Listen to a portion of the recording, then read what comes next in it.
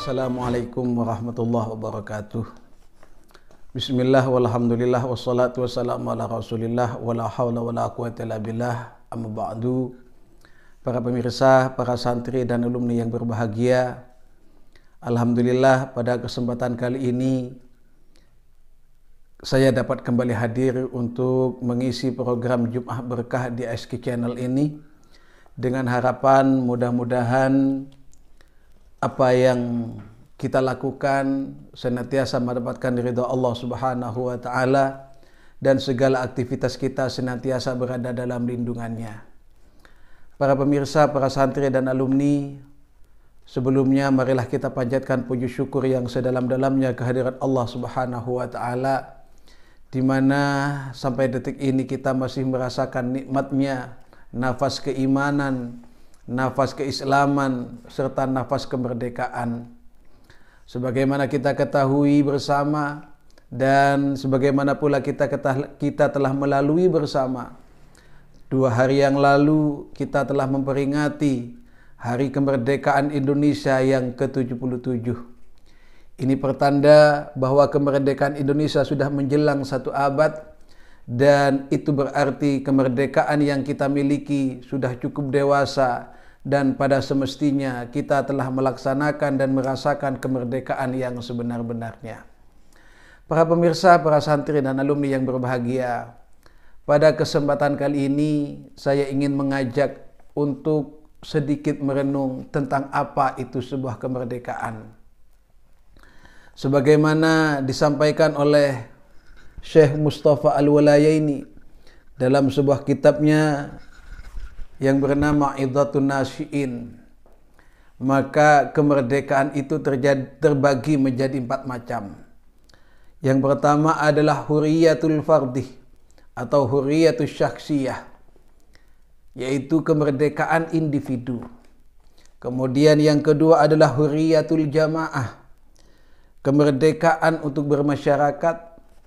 Dan yang ketiga adalah huriyatul iktisadiyah, kemerdekaan dalam ekonomi. Dan yang terakhir adalah huriyatul siyasiyah, kemerdekaan dalam politik. Kemudian apa saja perbedaan dan pengertian dari 4 macam kemerdekaan ini? Yang pertama adalah huriyatul fardih, adalah kemerdekaan individu. Dan ini merupakan kemerdekaan yang paling utama, karena 3 kemerdekaan berikutnya tidak akan pernah terjadi jika secara individu saja tidak merdeka. Kemerdekaan individu itu dapat diartikan bahwa secara individu manusia mempunyai hak dan kebebasan untuk bertindak, untuk berpendapat, memilih keyakinan, memilih pendidikan dan sebagainya. Namun demikian, kebebasan individu ini tidak lantas menjadi sesuatu yang euforia, melewati batas dan seenaknya sendiri. Karena kebebasan individu ini juga harus mempertimbangkan kebebasan individu yang lain. Para pemirsa, para santri dan alumni yang berbahagia, kebebasan individu merupakan salah satu ajaran agama Islam, di mana sering kita ketahui bahwa ketika ada pelanggaran, ada kafarah, maka biasanya di dalam Islam selalu dianjurkan untuk yang pertama adalah itqu raqabah, untuk memerdekakan budak. Hal ini tiada lain dan tiada bukan karena Islam memang sangat menginginkan adanya pengentasan perbudakan, dan perbudakan ini walaupun diakui di dalam Islam, namun pada hakikatnya perbudakan merupakan suatu hal yang ingin dientas oleh agama Islam. Para pemirsa yang berbahagia, dan pada kesempatan kali ini kita sudah berada dalam kondisi ini. Alhamdulillah, kita mempunyai kebebasan individu. Kita bebas untuk berpendapat, kita bebas untuk memilih, kita bebas untuk menentukan kehidupan kita sendiri yang tentunya tidak bertentangan dengan aturan-aturan agama atau aturan-aturan negara. Kemudian yang kedua adalah huriyatul ijtimaiyah atau kebebasan bersama, kebebasan bermasyarakat. Setelah kita mempunyai kebebasan individu, maka kita mempunyai kebebasan, mempunyai hak dan kebebasan kemerdekaan untuk bermasyarakat. Apakah itu berorganisasi, ataukah berkegiatan, berserikat dan sebagainya. Sehingga kemudian di Indonesia ada banyak persatuan, ada banyak perserikatan, ada banyak organisasi. Ini menandakan dan berarti bahwa masyarakat Indonesia telah mempunyai kemerdekaan yang kedua. Selain kemerdekaan individu tadi yang pertama, kita sudah mempunyai kemerdekaan yang kedua, yaitu hurriyatul jamaah atau hurriyatul ijtimaiyah. Kita mempunyai kebebasan untuk berserikat, bersekutu, berorganisasi dan berkegiatan. Sungguh, sesuai dengan informasi yang kami terima, tidak ada kebebasan berijtimaiyah sebebas dengan Indonesia. Maka dalam segala kesempatan kita berhak dan kita bebas untuk melakukan kegiatan. Apakah itu kegiatan pengajian, apakah itu kegiatan perkumpulan, kegiatan organisasi, bahkan kegiatan-kegiatan keceriaan seperti pesta dan sebagainya. Sungguh ini kebebasan dan kemerdekaan yang luar biasa. Walaupun dalam tanda kutip kemerdekaan yang kita miliki harusnya diisi dengan kemerdekaan yang bermanfaat, yang diridhai oleh Allah Subhanahu wa taala. Kemudian kemerdekaan yang ketiga adalah hurriyatul iktisadiyah. Kemerdekaan dalam ekonomi. Setelah kita mempunyai dan menjadi orang yang merdeka secara individu, kita juga merdeka secara bermasyarakat, secara sosial. Kita juga harus bisa merdeka dan berdaulat di dalam ekonomi. Artinya apa? Bahwa secara individu, secara masyarakat, umat mempunyai kebebasan untuk mencari rizki. Apakah itu ia memilih jalur perdagangan, memilih jalur pertambangan, atau memilih jalur pertanian dan jalur-jalur lainnya. Itu semua adalah kemerdekaan secara iktisadiyah, kemerdekaan secara ekonomi, secara individu. Kemudian secara negara dan masyarakat, bahwa negara Indonesia dikatakan merdeka secara iktisadiyah ketika ekonomi Indonesia ini tidak tergantung pada ekonomi yang lain, ekonomi bangsa lain. Indonesia dapat menentukan kemerdekaan ekonominya. Indonesia dapat menentukan bagian-bagian yang pantas untuk dijadikan komoditi yang menguntungkan dan bisa mengelola sumber daya alam yang melimpah dan luas ini. Inilah kemerdekaan yang ketiga adalah kemerdekaan ekonomi atau hurriyatul iktisadiyah.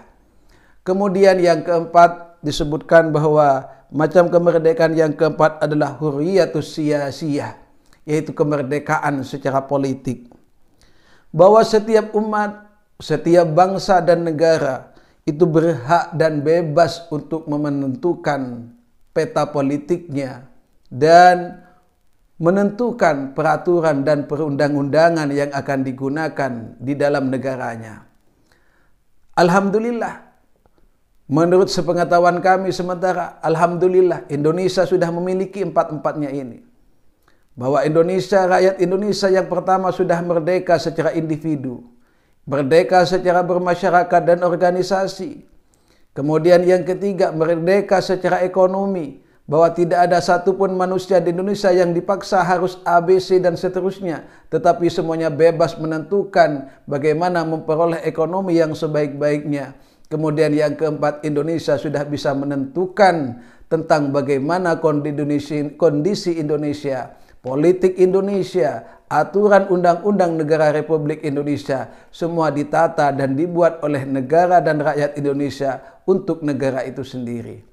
Para pemirsa, para santri dan alumni yang berbahagia, tentu akan menjadi bangsa yang tidak merdeka ketika kita dalam politiknya ditentukan oleh negara lain atau ditentukan oleh bangsa lain.